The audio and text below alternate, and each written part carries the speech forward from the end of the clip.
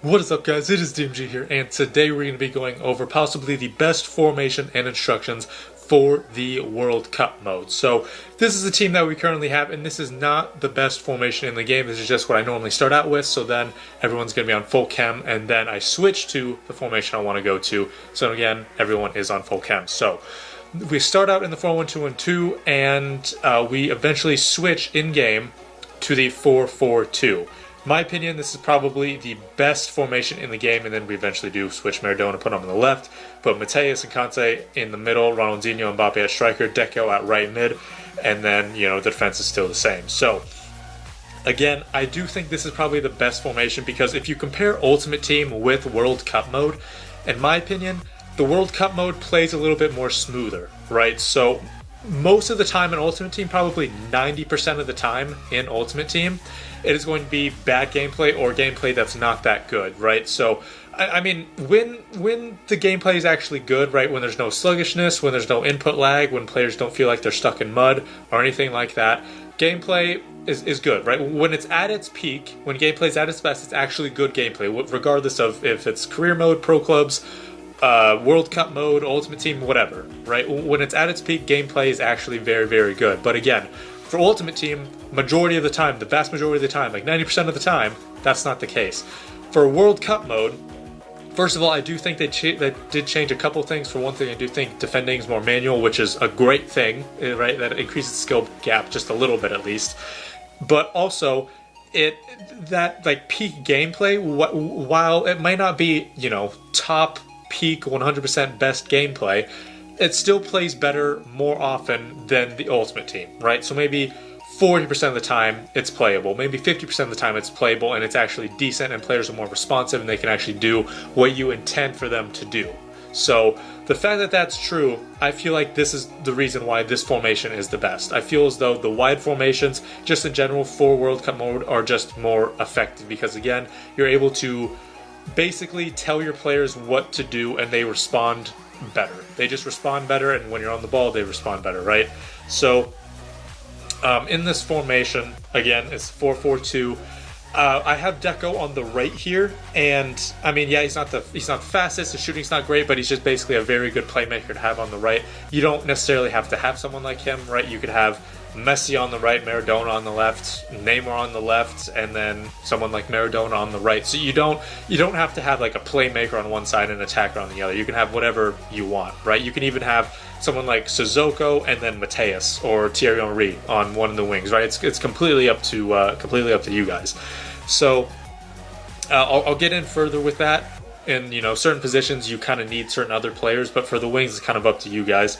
And basically, I'll go into the instructions now. So left and right back, it's going to be stay back while attacking. We always do that for pretty much every formation that we do. So for this, it's going to be no different. Left and right back, stay back while attacking, just adds defensive support, basically.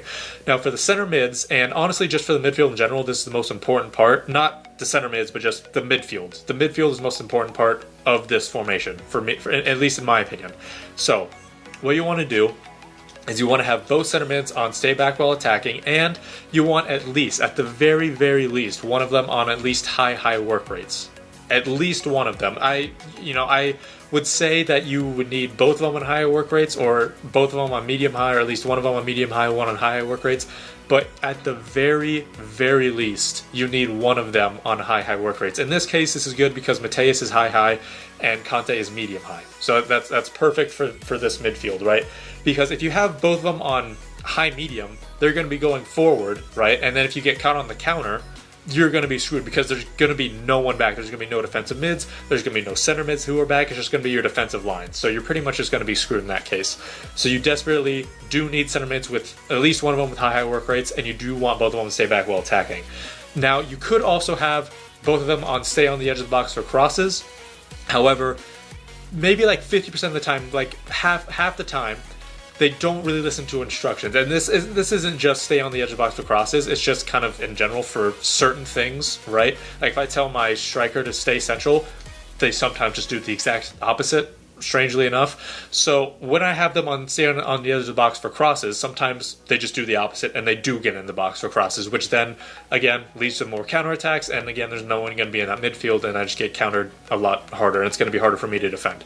So try it out. If it works for you guys, that's great. But if not, leave it on balanced. Leave it on balanced crossing runs, so then they do stay back at least more often. Again, I've noticed that's what happens sometimes, but again, try it on stay on the other box for crosses and just on balanced. So for you guys, you have to try it both ways. But initially, I would just say keep it on balanced, at least at first, to try it out. So then for the left and right mids, this is another important part of the midfield. You want one of them on cut inside, getting behind, and you want the other on basically just stay wide. Now, the one that you want on cut inside, getting behind, it's not the left mid specifically, it's just the one that is better at attacking, right? So let's say you had Maradona on the left, right? And then you had, say, Sissoko on the right.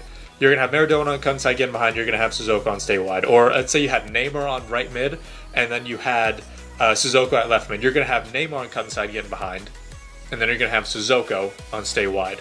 So it just depends on what player you want going forward. Again, the more attacking player is going to be on cut inside and getting behind. The other player is going to be on stay wide.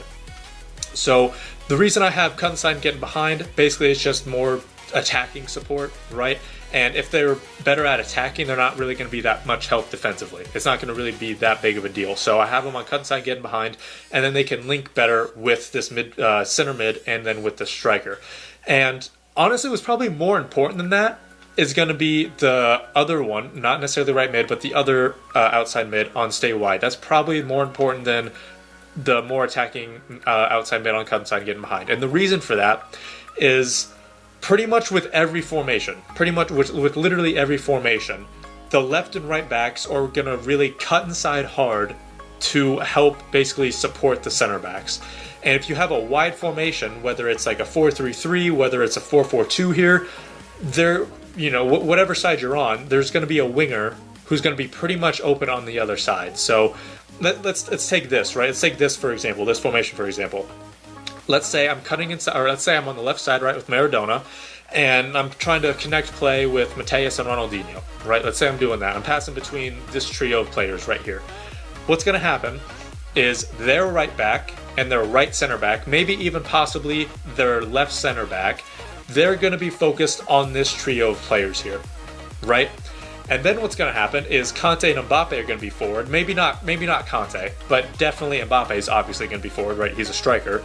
And that's going to be taken up by maybe the left center back, but 90% of the time it's also going to be taken up by the left back as well. It's going to be taken up by the left back majority of the time, which is then going to free up a lot of space for that right mid. So the reason I have them on stay wide is because sometimes when when you're going forward, sometimes they just cut in too much. So sometimes instead of staying out wide where there is no left back, where there's no right back, they cut inside to the point where that outside back can properly defend them. Even if they're not trying to defend them, they still will, because the left and right mid are cutting in too much. So the reason I have them on stay wide is so they stay out wide and they're not going to be marked by that left or right back.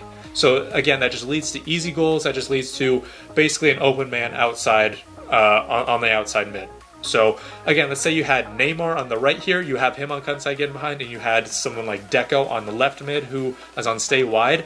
If you're going down the right side, right, you're just going down the right side with Neymar, Mbappe, and Kanté, that's going to be taken up by the left back and left center back. Then the right center back, or at least maybe the right center back, definitely the right backer is going to try to defend Ronaldinho and Mateus, and that's going to free up whoever your left mid is. Again, so that's definitely the most important part, is one of them on cut inside, getting behind. Yeah, that's going to be pretty important for your more attacking player, but the other player on stay wide, that's definitely the most important part for sure. Because again, it doesn't even matter what formation you are in. It doesn't matter what formation you're coming up against. The left and right backs, majority of the time, they're going to be sucking in. So if you have someone on that wing, they're just going to be wide open 9% of the time. So So with that, we're going to move on to the strikers finally. And I have them both on get in behind. Now, if you have your strikers on, or at least if they have medium attacking work rates, then I would probably recommend having them on press back line. But since Ronaldinho has high-low work rates and Mbappe has high-medium work rates, it doesn't really matter. They're going to be getting in behind. They're going to pretty much press the back line no matter what. Now, sometimes they don't. Probably 10% of the time they don't really do that. So, in game I do have to change that to press back line. But again, 90% of the time, 95% of the time, they're going to be pressing that back line anyway. So I just have them on get in behind. And, again, with this formation, it's really nice because there are two strikers and they don't necessarily, stretch the opposition defense. That's what the left and right mids do.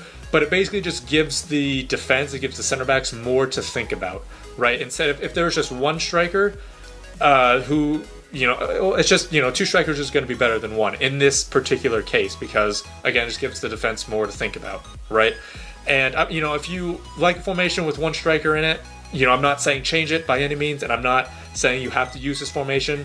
The reason I'm doing this is, in case you are struggling a little bit, you need a new formation to try, this is the one to go with. But, if you are liking a 4-2-3-1 narrow, 4-2-3-1 wide, 4-3-3, something with a one striker set, and you're doing well with it, keep it. I'm not trying to change that.